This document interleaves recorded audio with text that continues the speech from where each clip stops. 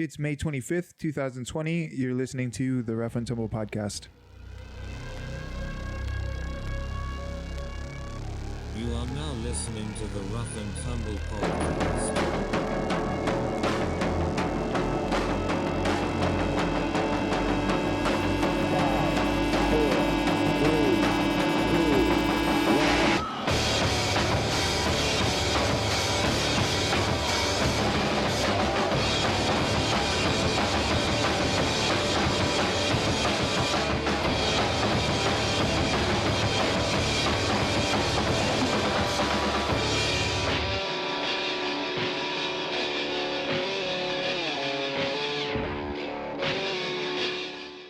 We had Bryce Mitchell on this episode. You remember last time we had him, man, I fucked up the whole intro too. I was like, sure. I don't know if you remember, but like I was stuttering the whole time. Today we had Bryce, and couldn't get through that, and it looks like it's a repeat. So why don't you go ahead and intro? So yes, we brought Bryce back on. We had him on episode 7. And so fast forward, he's fresh off of his UFC win. So we wanted to get him back in here and just kind of see what was going on in his life since the last time we had him on. And surprisingly, not much has changed, which is what you would expect from Bryce. He's still doing what he does every day. And so we talked a little bit about his plans for the future moving forward after this fight. We talked a little bit about some organic gardening, his love of clovers. Mitch backed out of a yeet session with him. I was so embarrassed. I was like, because I've got family in town and they're all in the living room listening. And so I didn't want to yell that. And then like everybody think that there's like, I'm having a seizure. So they run in the room and check on me. Man, that would have been great. I was even prepared to get in on it if you guys did. I was going to see if I could get my dogs going and everything. But the funny thing about like following Bryce, because it's kind of what we're doing, you know, like, the first episode we had was right before he got his Twister submission. And then, you know, he just blew up from that. And you would think like, I'm all excited about like, we're going to do another episode with Bryce, you know, we're going to see what's changed. And then it's just like documenting the progression of how this kid's life just doesn't change at all. You know, like and we're okay with that completely. Like, oh, it's fantastic. That's what we love about him. You know, it's fantastic. But you also kind of like, just for the drama side, you know, I want him to get, I want him to start wearing sunglasses inside. Like, who is it? Tony Ferguson that does that? Yeah. I want him to like, at least maybe for like a good month, Bryce will let it go to his head, get it all out of his system. And then he'll go back to normal. But I'd like to see, you know, at least somebody that I'm close to. No, I don't wish that for Bryce at all. Just go off the deep end. Yeah, maybe somebody. Just Britney Spears it all the way to the end. Somebody that I like less than Bryce. I want them to get equally famous, but then Britney Spears it and just totally. Because I don't want Bryce to fail at all. I don't mean that. I just want to watch somebody lose their mind, which. I think the nice thing about Bryce is he's already lost. He went into the situation have already lost his mind, and so now he's you know, he's great. We talked about eating grass in this episode, and I think it turned out really good. I'm excited for all of these new ideas that I have coming out of this episode. We're gonna make a cookbook, an instructional, a hunting guide, a reality TV show, a food truck. There's a lot of business opportunities out of this episode. So if you have money, this is a great segue into our next piece. If you have money that you want to help start one of these endeavors on, give it to us instead on our Patreon, where you can find all of our extra content, and you'll get discounts to Bryce's food trucks. That's right. Open up. When that we're not going to forget about you. So you know we're going to keep track of who the Patreon. No, I absolutely guarantee. Don't say that. The one thing I can guarantee is that we will forget about it. In like 2 years, Bryce is going to have food trucks, and people are like, "Hey, dude, remember whenever we said we'd have fucking discounts?" I'm like, they're going to show up with like. Willy Wonka golden tickets that we totally forgot we sent out. We printed them out, sent them off to everybody. Like, oh shit! You ever watch Semi-Pro, the movie Semi-Pro with Will Ferrell? Yes, that's exactly what we're going to be doing. Yeah, he's got the big check for like $30,000. He's like, nobody has that kind of money. No, the best one was whenever he promised free hot dogs. Yeah, that's right. If somebody could make a layup or whatever. And he's like, we don't have any hot dogs. All right, everybody go out and try, but like, let's not try too hard.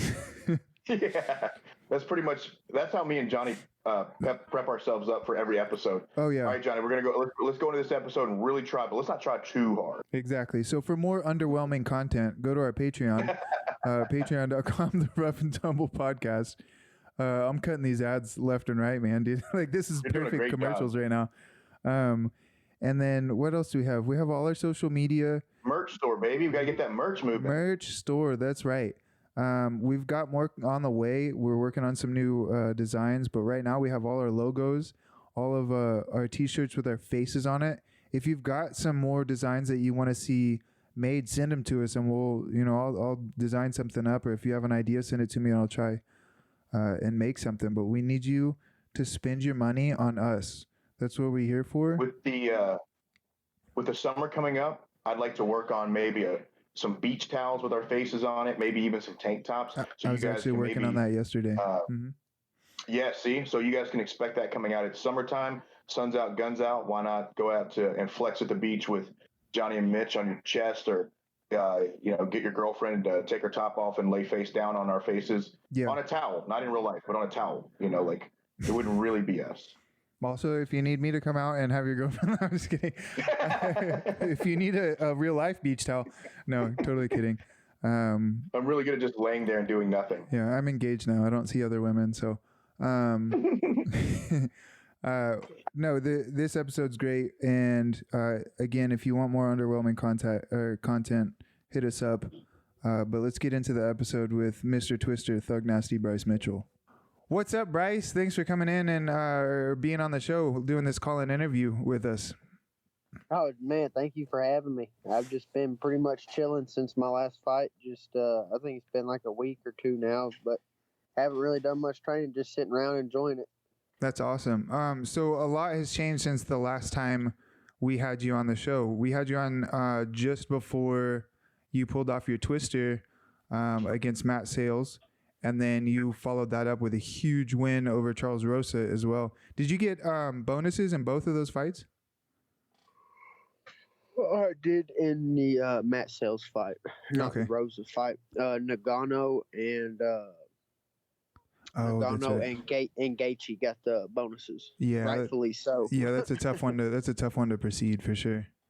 Yeah. What you should do, Bryce, is now that you got your camo shorts, now after every fight, just yell at Reebok that you want bonuses now. Yeah. Or just make something else up that you want. Just see how much you can get out of this whole thing. Yeah. Tell them you want a coonskin hat.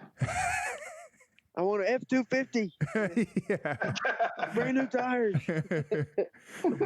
You could really start setting yourself up for success after that.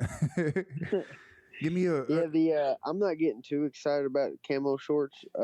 I think it's gonna happen, but something could obstruct it. Like the main thing I could think of with Reebok, the plan is to get camo shorts and have like an orange Reebok logo. Okay. Because that'd be pretty cool having the orange Reebok. But, they got to approve all of that. And if something gets messed up, it's definitely on Reebok's side. But if it did, I would just keep complaining to them. And it would eventually they're going to have to give me the damn shorts. But you've been able to, kind of go through the different designs and look at them and stuff? Yeah. It came down, there was two close picks because supposed to have Realtree designing the camo, and so they sent me like 5 different types, and it was really hard to pick between 2 of them because I really like both of these 2 so much, but then I finally picked one, so I have to show you a picture of it. Yeah, for sure. So think about that for a second. So here you are, you're this young kid from Cabot High School in the middle of Arkansas. You start fighting. You've probably been wearing Realtree since you were young when you were hunting, and now the company is designing a pair of shorts just for you.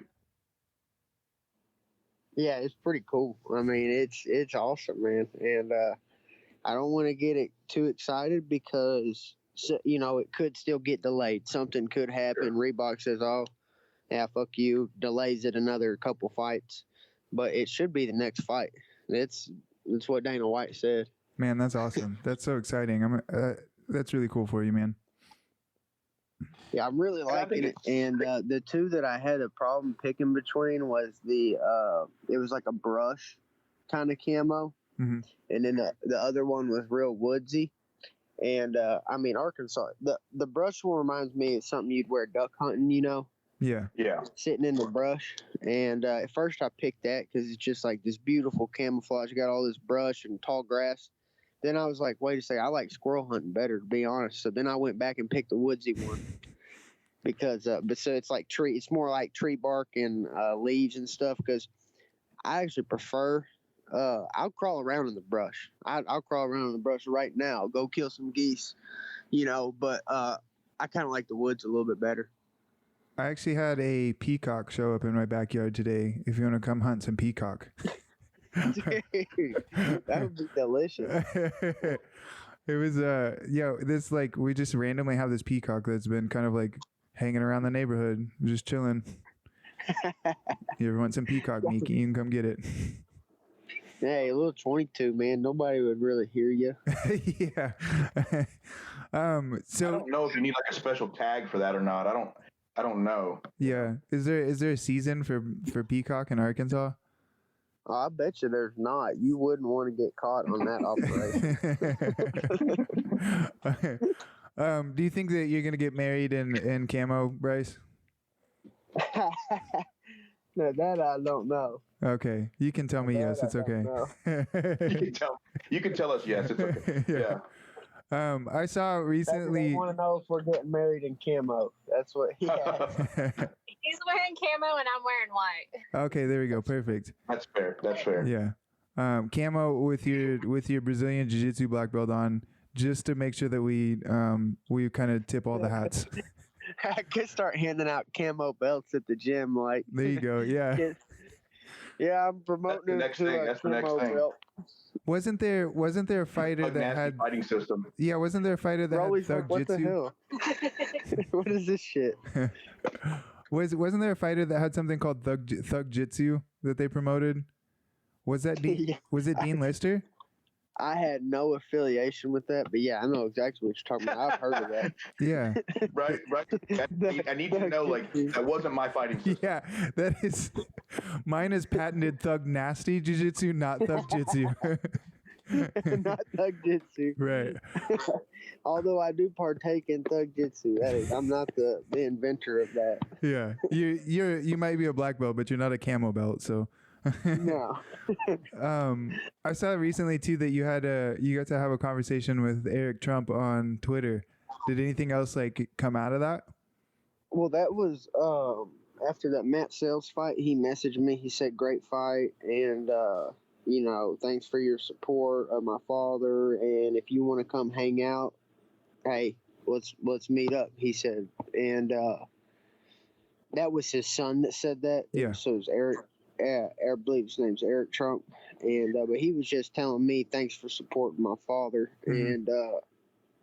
He said I could come hang out, but man, I really want to. If it was the White House, I would go.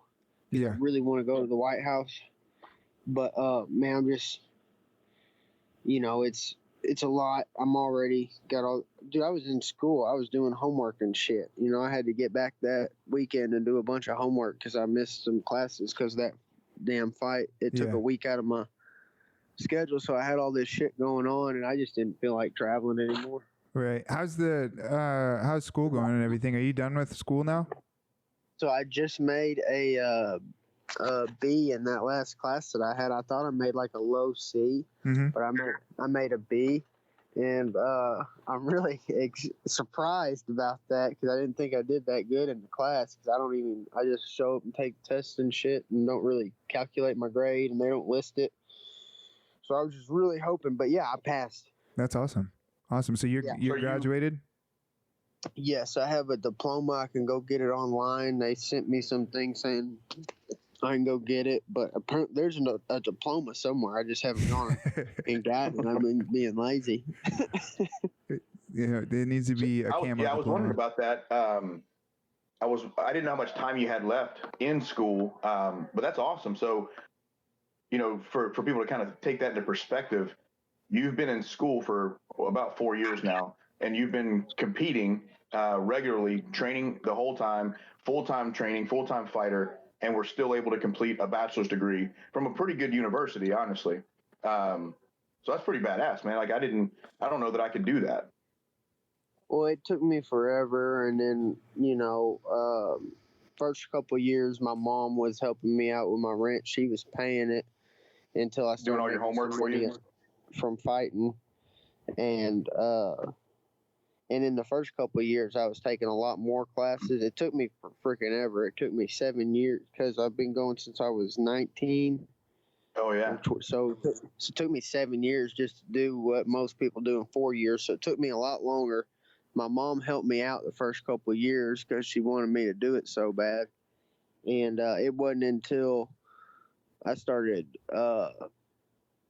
getting to the UFC where she didn't have to pay my rent. You know what I'm saying? So she was helping me out big time, letting me do that. And I told her I didn't want to go to this damn school, and I'd rather go get a job because I make good money painting, or I used to. Oh yeah. And I told her I'd rather you paint all damn day than sit in that classroom. And but she wanted me to go to school, so I did it for her. But it cost me money to go to school. I mean, I could have been making good money painting, but instead I did the school but I never stopped training. I was always training full time, and also the training was always more important than the schoolwork. I had to prioritize, and yeah, I don't even care about the schoolwork really. The fighting was always first. Is this advice that you'd give to young children now that are trying to become fighters? I would tell these children to go get a better job than an MMA fighter. Yeah. How is it's funny you say that when you said that the first couple of years, the only reason you were going to school was to basically get your mom to leave you alone. We had Cole Miller on last week, and he's a pretty well-respected UFC fighter in his day as well. And he literally said the same thing. He's like, I only went to college to shut my mom and dad up. Yeah. Yeah. So.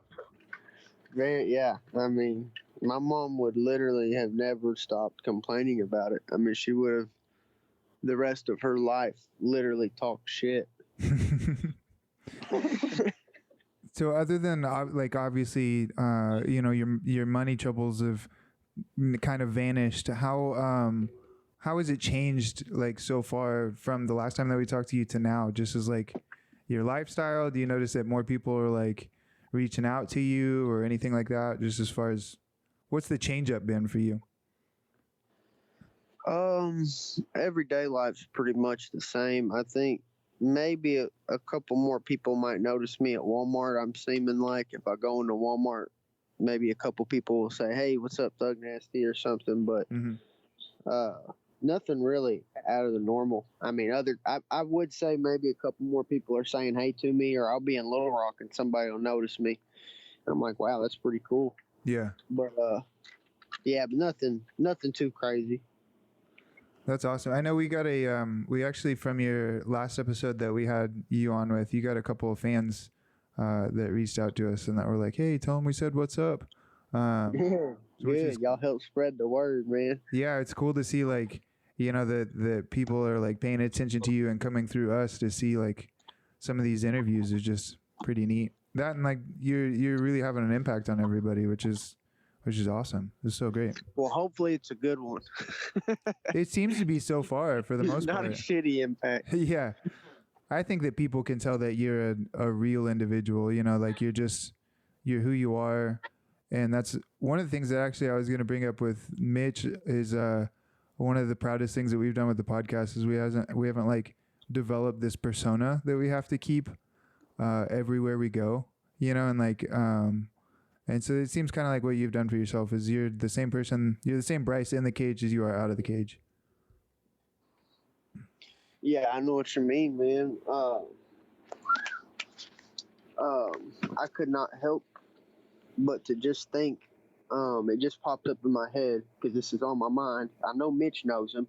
You know Jamie Canuto? Yeah. Mm-hmm. Oh yeah, Man, what a bad motherfucker, man. And I'm telling you, man.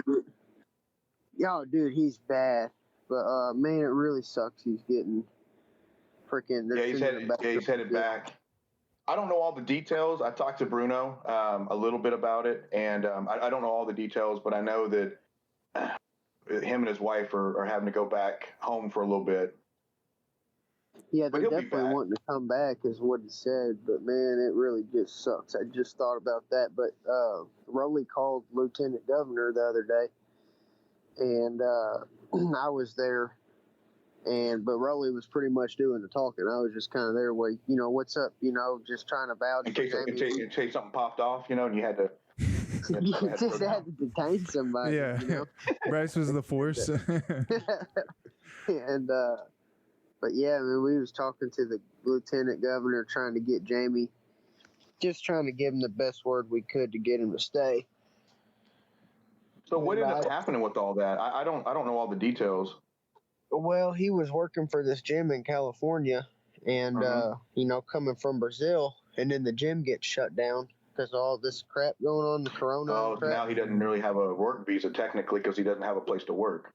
Exactly, and then but Rowley's got him on payroll at Westside, so he's like, hey, he's on our payroll.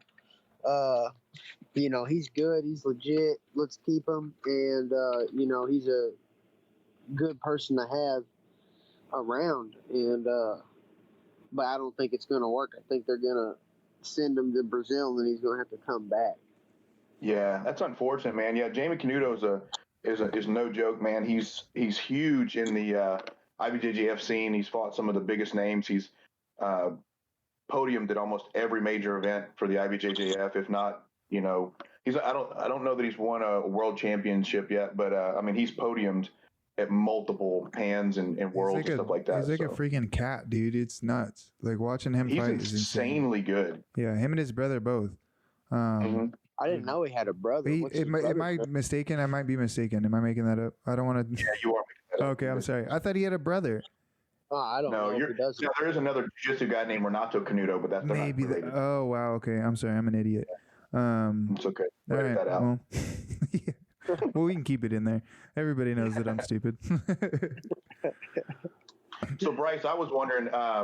So during this whole shutdown, I'm even though I work for the Air Force, I'm in the government. They still even put us on telework. We weren't working this much. We were still flying, and we're out there still doing the mission and stuff. But we were having a lot more downtime. And are you guys Skyping in your flights? No. That's a whole mess in itself. As far as like they're talking about you got to keep 6 foot distance and wear masks, and then we're up in the flight deck 2 feet apart. It's like but it was dumb. But one of the things that me and Julianne did was we built some garden boxes and planted some gardens, and so we planted some tomatoes and some corn and some peppers and all this other stuff. And dude, that's awesome. I know, man. I was gonna see how's your garden doing? Your harvest? Dude, how's your harvest going?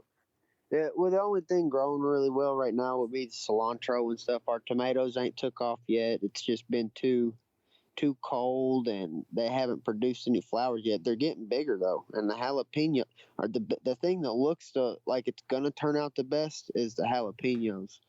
They're starting to really get bigger, but we don't have anything producing except some cilantro.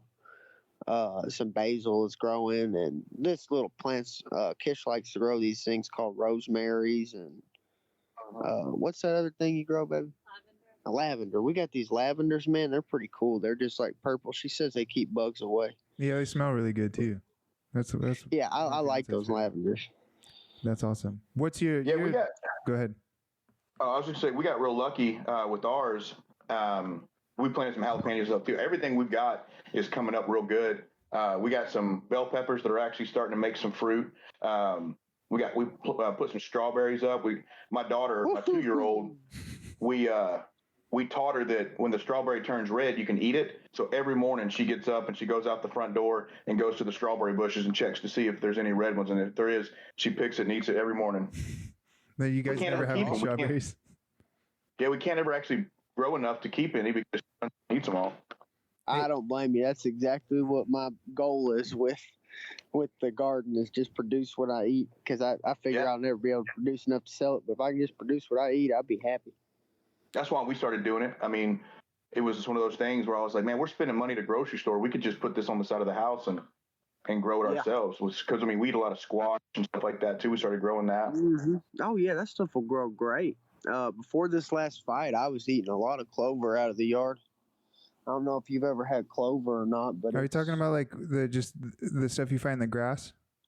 Yeah, just clover out of grass. I was eating a bunch of it before this last fight. I just cut it with scissors or pull it with my hands, wash it off, and eat it. That's amazing. I didn't know you could do that. That's the new diet plan for the UFC fighters right there. I guarantee you, everybody now that Bryce Mitchell said that, everybody's going to start eating grass. Mm-hmm. I've been eating it.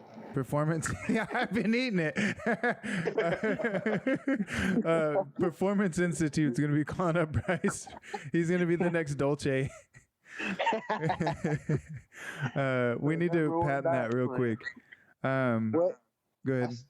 I started eating it because we got this little rabbit, and I saw him eating it, and then I asked Kish, I was like, can I eat this clover? This rabbit's getting big as fuck, and he's just eating this clover.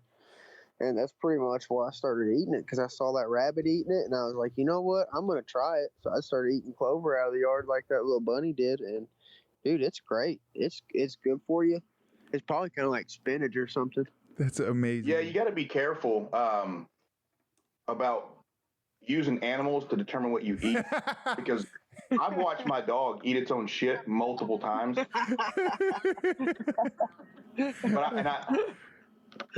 If you say it's going to help, I'll give it a shot. But. Yeah. Oh, that's so awesome. What a great new diet plan. That's going to be good. That's your goal is to be like 100% self-sufficient, right, Bryce? Yes, indeed. That would be nice. How close do you think you are to that goal? No, not even. I'll never ever be. I'll have to go to the store and buy pepper and flour and stuff like that. But if I could actually have a little bit left over, then my leftover sales could cover the things that I can't produce myself, like coffee grinds and pepper and cinnamon. I'll never have my own salt mine. I'll never go dig that damn far and get a salt mine over here. But if I can sell enough extra potatoes or whatever to cover my salt and pepper at the grocery store, I'll pretty much technically be self-sufficient. Right. So what's some advice that you would give somebody that is trying to become self-sufficient? Like, what's your best advice for that?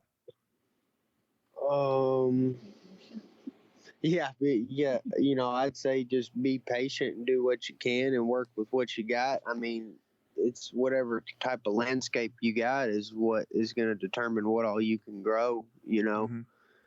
And, there's nothing wrong with eating some clover out the yard. Oh, onions. I've been eating these onions out the yard, too. They grow like crazy in this ditch. I made this onion stew, and I chopped up clover and put the onions in the stew with deer meat. I feel like now Bryce just goes, you know what this could use? Some clover. Some grass. Now, Bryce, do you think because you're eating all of this clover from your front yard that's why you haven't gotten the coronavirus? I think that's exactly what it is. I've built up my own immunity. There's probably traces of dog shit in that clover. I'm sold. I knew it was a good idea. Yep. So what you're telling me is that dog shit is the cure to coronavirus. You're getting it through clover. Possibly. Yeah. Perfect.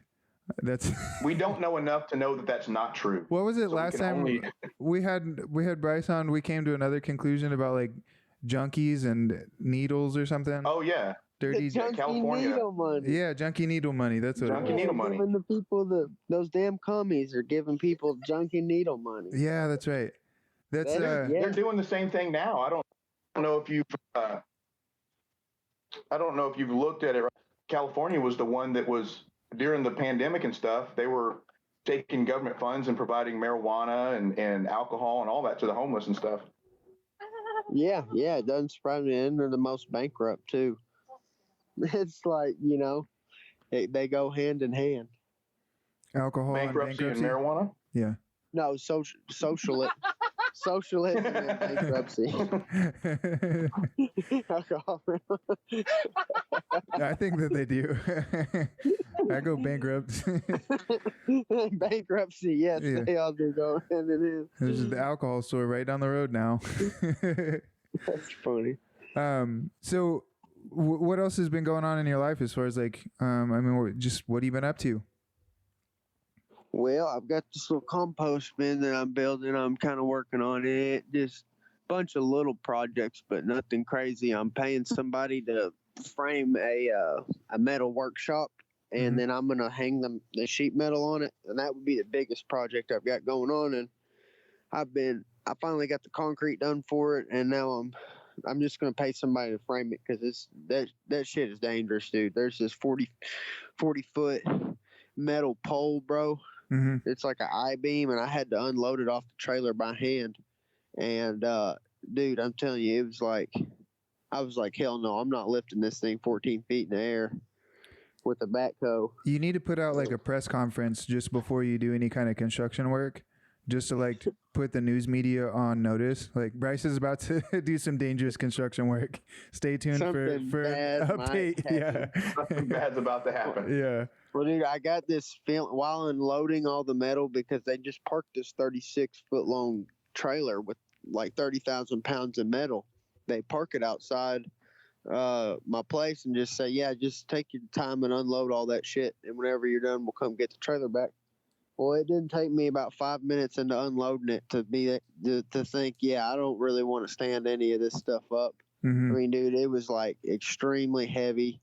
If it fell on me, I would definitely die. And I was barely capable of unloading it off the trailer safely. Well, So I'm glad you're making smart choices. Yeah, I'm just going to have to pay somebody who knows what they're doing to frame that building. Is there any, have they talked to you about when your next fight might be? I know it's really soon after your last fight. You know, I don't know how often those things come and go, but is there any idea moving forward from this last fight when you might be back in the cage? I don't know what time yet. My manager, Matt Weevil, he said something about the opponent definitely being top 20 though. Oh, nice. That's awesome. So that's the only thing that I've really heard. Who would you like to, like, out of the the names that have been thrown around, who do you think would be like the coolest fight to fight? Just, I don't even care. I just let my manager do it. Yeah. I prefer one of these people that's talking a lot of shit about me. That would be my only preference, is whoever's talking the most shit. That's who I would prefer. But because there's a couple people, but I always let him pick. I don't even tell him anything. I just say yes whenever he asks. Yeah. And I'm more concerned about the date. I just want to take, a long enough time off between each fight. That's what more concerns me. Right. And what do you think that you're gonna grapple that? What's that guy's name? Ali Abaziz or whatever. No, I think he pussed out. Did he? I remember we were talking about the last time we trained together. We were talking a lot about that because he was talking shit to you. Yeah, I think he pussed out. I might just slap him or something. If I see him, and I don't know, he's got like 3 guys and I got 4 with me, then I'll just slap him or something. But yeah, he's got to get a crew that's ready to roll, man. Yeah, that's what I'm saying. If he's got like 20 people and it's me and Willie, I won't do nothing. But I mean, I might just slap him. He's sitting there running his mouth, saying all that shit. Just walk up to him and slap him. Yeah. And, see what he does. Maybe he wants to fight after I slap him. Was there something that do you think that like caused him to start running his mouth, or was it just you think he's just trying to hitch his wagon to a star there? I think that he was trying to get that Dan Ige a fight and wanted to really, pop. Just want to really hype the fight up. I think he was trying to get that Dan Ige a fight. But it's like I wouldn't want my manager talking shit to somebody on your behalf. Yeah. Yeah, so I don't know. I just wouldn't want that. But the manager wasn't even talking shit. If my manager did talk shit, it's probably responding to somebody who's talking shit to me. Mm-hmm. And what he usually would do is speak for me on my behalf. And, it's like, yeah, we can fight or whatever. That's what he would say. But was different about this Ali guy.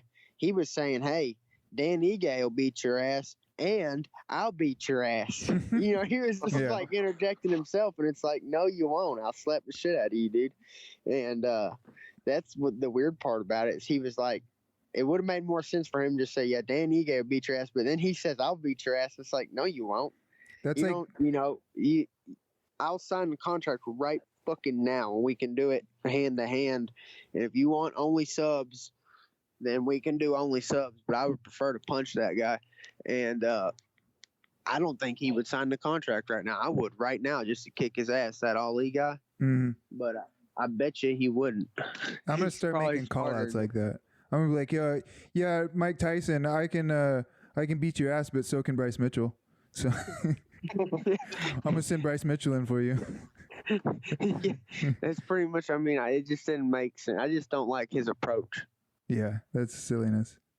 That's So who do you think? Mitch thinks that he can yeet better than you can, and I've heard you yeet. I never said that. And you said it right before this episode, dude. You said I want to challenge Bryce. I was wondering why. Like we're 30 minutes into the episode, you haven't challenged him yet. I'm not doing that. So he said I want to challenge Bryce to a yeet, and whoever wins that gets to claim champion of the yeets. Bryce automatically wins. I'm not recording myself making that noise. I'm the yee master. All right, so Bryce is yee master. Nobody's even stepping up right now. That's how good he is. Yeah.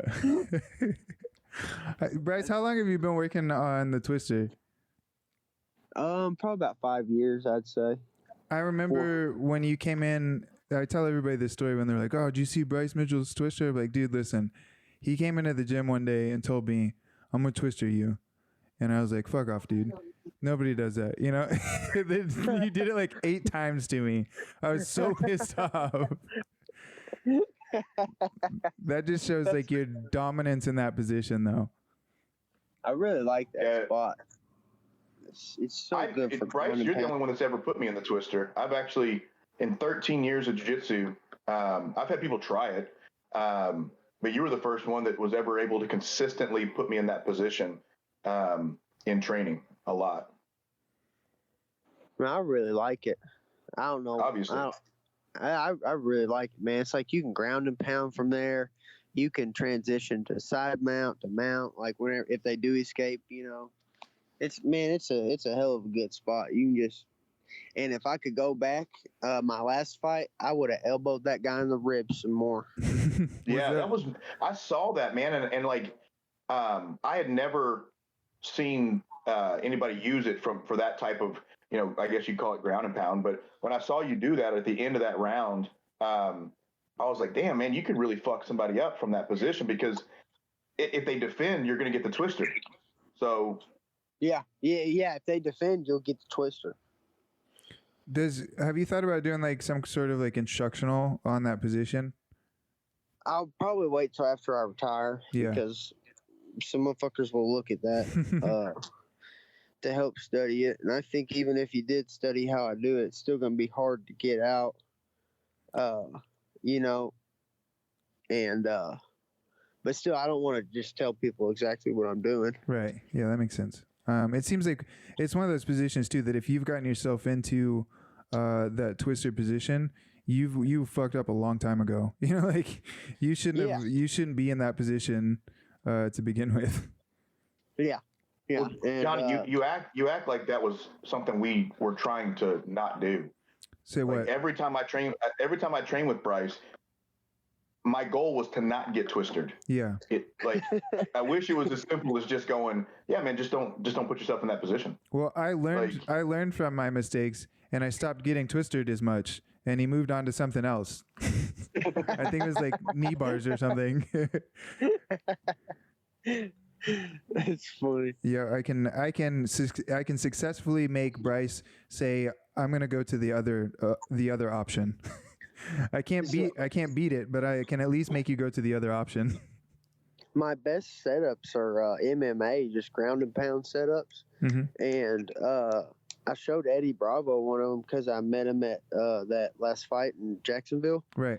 And of course, Eddie Bravo is where I got all my twister shit from. And that's who I learned how to do the twister from. And so I showed him this setup that I did for MMA, and he was like, oh, dude, that's badass, because it was set up with ground and pound. I don't know if he already knew it existed or was just acting like he'd never seen it before, but he was acting like he'd never seen it before. And he might not have, just because I set it up with ground and pound. Mm-hmm. And so that could be kind of a newer type thing. But Eddie Bravo was like, oh, yeah, dude, that's a good setup, because I've got ground and pound setups for the twister. Yeah, that's awesome. And those are my favorite. He's kind of designed all of that around the idea of jiu-jitsu for MMA as well. So like adding that ground and pound aspect would make sense to his system, Exactly. Yeah. He likes the MMA. He showed me how to do an adjustment. I've had a lot of success with my rubber guard from half guard, and he showed me a way to transfer it from my half guard to my full guard to have a little bit more success with my rubber guard from full guard. But I think I'm always going to prefer it from half guard. Yeah. But that rubber guard is really good too. Were you able to talk to Eddie about Flat Earth at all?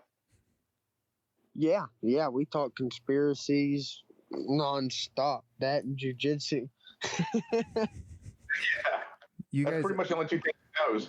that could be a podcast right there. Just Bryce and Eddie going back and forth on conspiracies. That would be really fun to listen to. Because I saw the TJ Brown posted, and for anybody who doesn't know, TJ Brown's also in the UFC as well, for out of West Side, and he posted a story on his Instagram of you explaining Flat Earth to Willie while you guys are sitting in the hotel.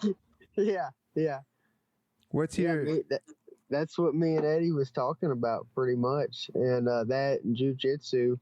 There's conspiracies in jiu-jitsu, and we got along real well. No way. I couldn't imagine. What's the most out there meat that you think you've eaten before? Bobcat, probably. Did you really? I think we've talked about this. Stingray Bobcat. Were you thinking about the crocodile hunter when you were eating that stingray? Dude, I was, because that was after Steve Irwin had died, but my buddies caught it they caught it on a pole. Mm-hmm. And then we was like, hell yeah, we're going to cook this thing. Kill my friend, Steve Irwin. Crikey, mate. That's it. So what does it taste like? Is it pretty good, or is it? It just tastes fishy. I mean, it was really good. Yeah, I'd eat another one. How do you even cook a stingray? Like, do you guys just? It was weird. We was like turned it upside down and skinned it, and then I just remember breading it with like because we were at the beach, and this was a way long time ago. We didn't have any flour, so we crushed up some crackers and dipped it in egg and breaded it with these crackers, and then deep fried it. That was pretty good. Dude, fuck the garnish it. Did you garnish it with any clover? With some clover, some sand, some sand from the beach. Yeah, I just recently started the clover diet. It's okay. Clover diet. But hey, I will vouch for the clover diet. Dude, fucking instructional. You need to put out a cookbook. Dude, Yeah. Bryce, a Thug Nasty cookbook. I would buy that right now. You put out a Thug Nasty cookbook, I'll pay for it. I'll spend money on it. That's amazing. I'm actually, you know what? I'm going to Venmo you the money right now in anticipation. I'm designing a cover for it this week. I have even better news for both of you gentlemen. Yes. I can't wait to hear it. When I retire from MMA, I will. I don't know when. I don't know how long it's going to take, but I will have a food truck. Oh yeah. I will do. What are you going to have on it? Clover. Dude, there's going to be so much shit. There's going to be actually 2 trucks. One's going to be healthy. One's going to be unhealthy. One's going to be you can eat any of this shit when you have a fight coming up. And then the others for after the fight. It's going to be Arkansas shit. Yeah. Yeah. Pre-fight and post-fight. I want it. That's always been one of my dreams because I don't want to do a restaurant because, and I don't want to have a restaurant because of the overhead and everything. But if you buy a food truck, I've got a buddy who's got one. You can just work whenever the fuck you feel like it. You know, if you feel And like you can move around. Yeah. you can move around. Yeah, I can park outside the gym on a day the gym's popping. You know what I'm saying? That's a great idea. Yeah. Mm-hmm. I'm excited about this truck situation. Dude, it's going to be badass. I've got a couple signature things. Dude, it's going to knock your socks off. Please tell me it's going to be called Mr. Twister. I was thinking about naming it Mr. Crazy Twister's Bastards. Mystery Meat. There you go. Yep. I was thinking about naming it Crazy Bastards. Crazy bastards. That's pretty good. Yeah. Because then That the sounds people, like, they'd come up to order. They'd be like, yeah, I'd like to speak to the crazy bastard in charge. And I'd be like, yeah, I'm the crazy bastard who runs this whole damn thing. You could just park outside a disco down there by Westside. Yep.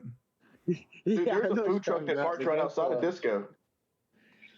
Dude, there's some crackheads and shit out there. That's not my type of crowd. Dude, I know. I teach the 6 a.m. class at Westside on Tuesdays and Thursdays. And now that it's warm and warming up, every morning whenever I come into the gym to get ready to go, when I turn into the parking lot, there's always a bum on a bicycle going through the trash cans. Yeah, I don't doubt it at all. Mitchell, I'm gonna start charging you for advertising your goddamn morning 6 a.m. class Tuesdays and Thursdays at Westside. Every week, every fucking episode here. I teach the morning classes Tuesdays and Thursdays at 6 a.m. at Westside. It's this address. We have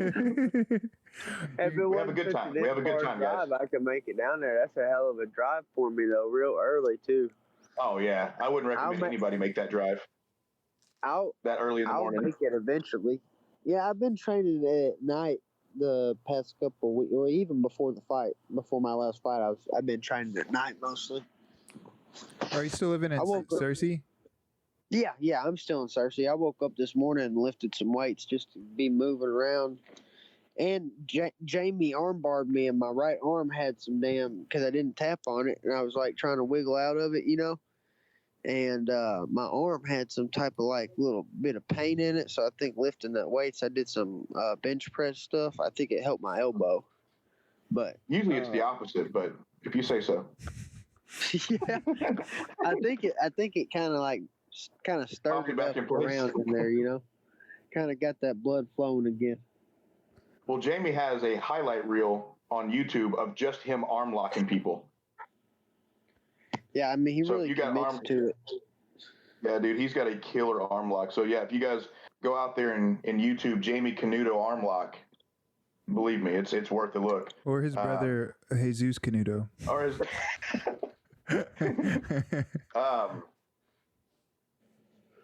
what was I going to ask about? Who knows, Mitchell? I know, I shouldn't have said that out loud. I should have said that to myself. Yeah. So what keeps you in Cersei? Is it your family, or like just that's where you grew up and you love it? Is there something in particular? Like, do you ever think that you'll move away from that area?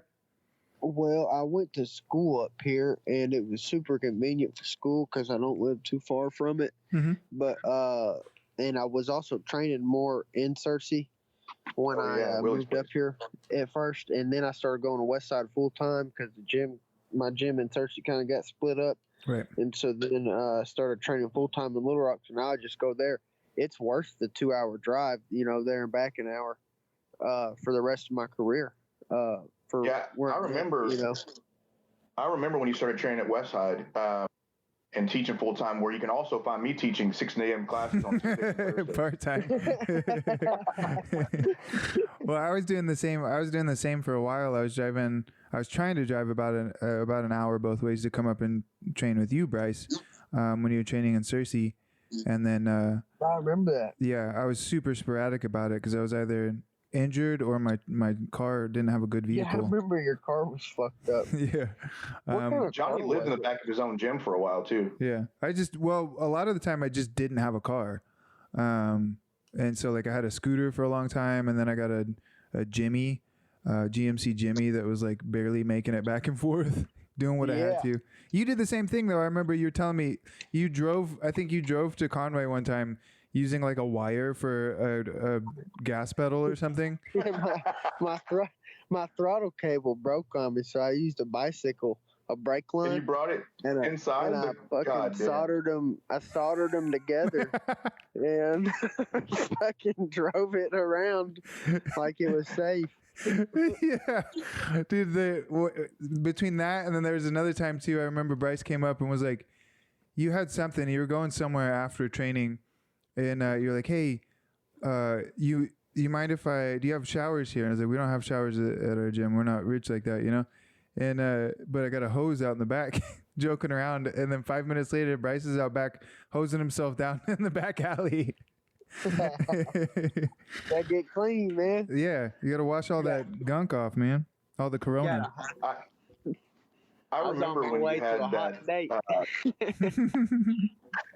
I remember when you had that bicycle cable on your throttle cable. Didn't you run that like into the cab of the car from the hood? Weren't you pulling on it? Was that what it was? It went through the firewall. It was like because when I pressed the pedal, nothing was happening. So I looked at that wire. It went through the firewall, and it was all under the hood. And then I just like soldered up this shit to it. I took an old bicycle I had laying around and started cutting shit out of it, putting it in the car, and soldered it together. It worked like a charm for a little while. Have you considered? I really feel like, Bryce, I have so many like $1 million ideas for you. I feel like if we just like stuck a camera around, you kind of have that with your documentaries before your fights, but I want like full blown reality TV show of Thug Nasty. Like that. Nobody could handle that stupidity. I like, what the fuck, dude? This dude's rigging up his car again with his bike lines. Have you watched? Do you watch much television at all? No, I really don't watch anything on there. There's then you'd be surprised. You could be pretty stupid and and be just fine. Yeah, I don't watch hardly anything. I used to watch a lot of TV. I used to like that American Picker show. Oh yeah. Pawn Stars. No, I don't watch nothing no more. Is it just me, or every time for me, every time I had a fight or had a person that was fighting in the hotel room, it was like American Pickers marathon for however long you're in that hotel room. Like that's the only fucking show that's on. Yeah. Dude, what was really cool is that last fight that we had in Jacksonville.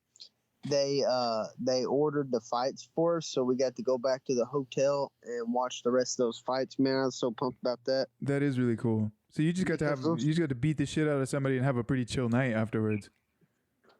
Yeah, that's what I look forward to, is getting back to the hotel safely. Yeah. know?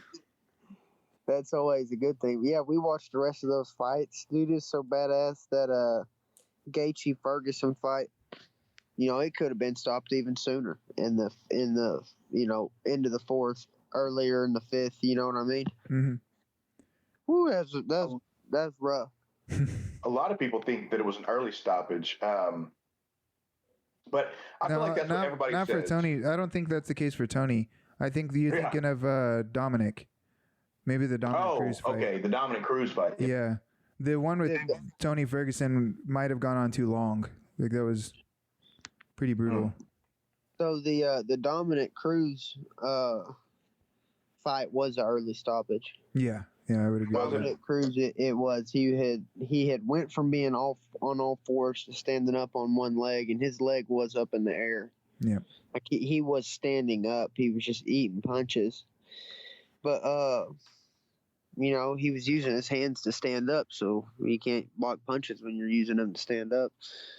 True. But I would have let that fight keep going. But what's interesting about that referee, Dominic was blaming that referee, Mm-hmm. Well,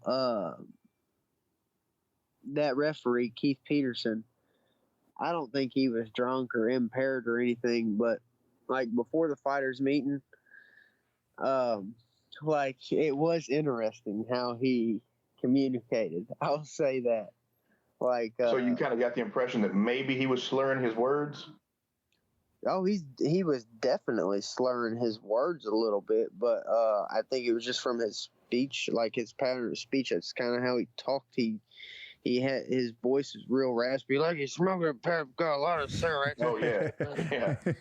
Hey, it's Keith Pearson, Can we just have you do that for the rest of the episode? But I mean, he seemed perfectly competent, good, everything. But when he was giving me the commands about what is a downed fighter, what is a downed opponent, and what is a standing opponent, legal to knee in the face, it made absolutely no sense.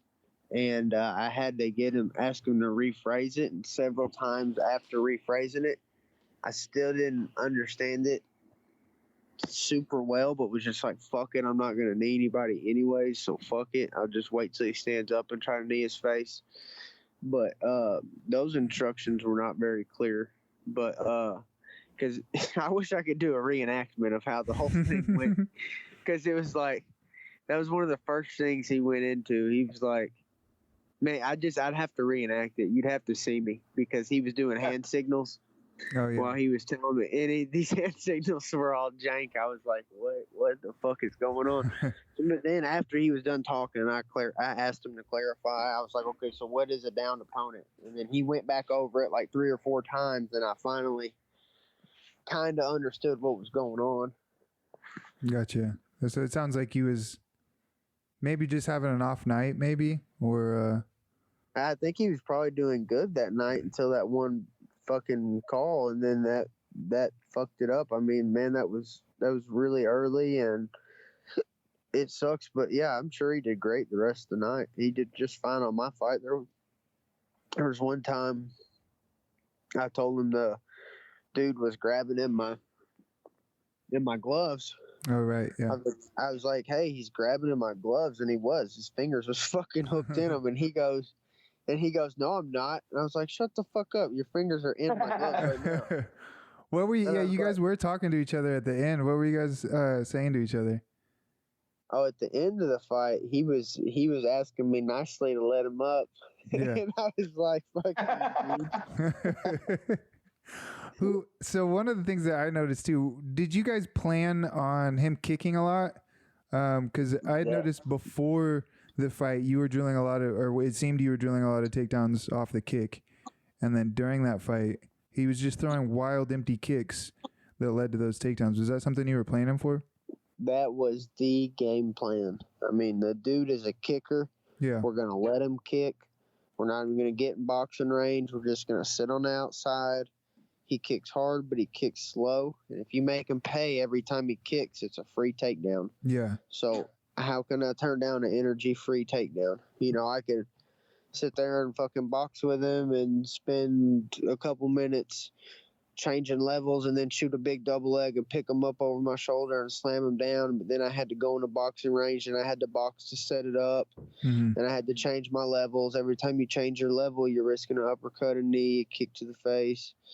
So instead of doing all that boxing and level changing and upper body wrestling, lower body wrestling, going back and forth, using all that energy, I thought, you know what, if I just sit outside on this motherfucker for about 30 seconds, I guarantee you in 30 seconds he's throwing one kick. Mm-hmm. And if I can catch that one kick, I'll put him down because he's on one foot, and I won't have to fucking double leg him because that shit is a lot harder. I mean, I'll double leg him if I have to, but if I'm just going to sit there and he's going to fucking kick my leg, and I know he's going to kick that leg, and I'm going to stick it out there for him to kick it, I'll trade a kick for a takedown. And if he can't get back up, it's worth it. If he keeps getting back up and keeps kicking the shit out of my leg, then it's not worth it. Like, say you're fighting Edson Barbosa, and he's really good at getting up and really good at kicking, and he kicks the shit out of your leg, and then he gets up after you take him down. it's like, okay, eventually you can't do that all day. You're going to have to start checking them now, or switching stances or doing something. But for a guy like him that's not going to get up, I'll take one kick for 3 rounds. That's pretty much what I did. Took one kick around and then took him down. And was that, do you think that the way that you played on the ground, again, was that something that you had game planned for, or is that just kind of, like, are you game planning for the ground, or is this just something that you're just kind of flowing through your sequences the way that you want to? No, we game planned for all that, and he did exactly what Rowley said he was going to do. Rowley studied him real well, and he did everything that Rowley said he was going to do. Rowley said he's going to roll, he's going to do this. The only thing that we didn't plan for is how damn tough he was, and you know, his ability to actually withstand the twister. But no, like, we planned on him kicking, getting taken down, not even trying to get up, rolling for leg locks, trying to regard, you know, doing all that shit. And I thought it'd be a lot harder to pass his guard, but I didn't think he'd be as tough. I thought he'd tap the first time I got him in a twister. And I think it was more my grip was off. You were, so when you say your grip, you mean were your position on his head when you were pulling? Yeah, I need to go up to the ear more. Yeah, you were close. I noticed that you were on the jawline a little bit more and on the neck meat a little bit more. And what's crazy about the twister is you don't realize that can make all the difference, especially against a tough guy like that. And going back to, you know, having been in one of your twisters, I can tell the difference because there's a lot of times where you have low on my neck, and in my head, I'm like, okay, this isn't going to be nearly as like that 4 to 5 inches of difference between the neck and the head on the twister. It makes a huge difference in how it's applied. Oh, it absolutely does. I guarantee it would have tapped him. I really think it would have. Now we'll never know. But the good thing about it is that I learned that it is important to do that. And also, I learned the value of that Swedish twister. If I get somebody with about 2 to 3 minutes left and I get a Swedish twister and there's 3 minutes left in the round, man, I'm going to beat the fuck out of them, because that Swedish twister, man, you can elbow their ribs. And, I mean, I always knew you could, but I never done it as hard as I could to somebody. And I was just, man, I felt that lower rib. It's like, and I heard him making noises, but it was like there was 10 seconds left in the second round when I locked it. And so I just started elbowing the shit out of him. And I was like, well, shit, I'm not going to finish him with these elbows. There's only 10 seconds left, so I better try to get a tap. Man, I could have just elbowed him for 10 more seconds. I mean, those elbows were really, really bad from the Swedish twister. Y'all know the Swedish? No, I was going to ask you, what's the difference between that? Is it like Swedish fish? Well, it's like a way tighter grip. It's you take the arm that's behind the head and weave it your opposite arm through the hole. Basically, it's just way fucking more badass. You can really beat the shit out of them from there. That's the first time that the Swedish have been called way more badass. Yeah. Yeah. What did they do in World War II? Did they? The Swedish, did they didn't pick? No, that's Switzerland. You're asking, Switzerland's neutral. You're asking the wrong group of people for history shit. Yeah, so here's the thing, Bryce, about when it comes to history in the Rough Tumble Podcast. This is going to be episode 38, I think. 39. 39. This is going to be episode 39. You were on episode 7. And 39 weeks in a row, we have gotten history completely wrong. Yeah. And have no clue about basic geography. No. So don't ask. Yeah. So don't ask us where Idaho's at, because we do not know. Well, there was some country we couldn't figure out where fucking Scotland was. We England were, yeah. There was a whole lot of things that happened. We had people that were messaging the show to correct how poor our geography was on a global scale. Yeah. On a local, global, and national scale, on every level. I live most of my life based on Arkansas and Louisiana. I know there's other states out there, and I may have even driven through some of those other states, but don't ask me where they are. If it's different, then I don't like it. And if it's different, I'm not going back. Yeah. Exactly. Bryce, what we're about to wrap it up here. Real quick, like what are your aspirations? Obviously, you want to be the UFC 145 champ, But outside of that, what's your aspirations of like the impact of what you're doing? What are you hoping that everyone gets out of you fighting, watching you fight and progress through all this? I want to shock the nation, brother. Good. Yes. Shock the nation. Yes. So I want to shock the nation, man. I want to go in there. I want to do some crazy shit. I'm talking so crazy that even crazy people would think this shit's crazy. You know, I want to shock the nation. Just And get when I real retire, ignorant. I'm opening some food trucks. I'm going to build an electric generator. I might even power all of Cersei with this electric generator. You know how Nikola Tesla, he devoted his life to inventing electric shit? Yes. I want to do that too. Nice. He also he died like sad and alone though. Man, the government fucked him, dude. He Yeah, they did. so much shit. I'll agree with you on that one. So hey, get this right. Get this. I'm talking 100 years ago. This dude was lighting up light bulbs without having them wired up. Mm-hmm. Think about that. 100 years ago. You know how the radio, how it works, how it sends out little radio signals? I guess our phones work the same way. You know how we're talking and all this energy's been emitted like through radio waves and shit? Okay, he was doing that. He was lighting up light bulbs that wasn't plugged into nothing. He had this electric generator. It was generating free electricity. The bank shut it down because there ain't no money in free electricity. If you can't wire it and you can't tell who's using it and charge them accordingly, then there's no money in free electricity. So we went with a wired, you know, AC, DC, whatever, alternating current, which he invented that too.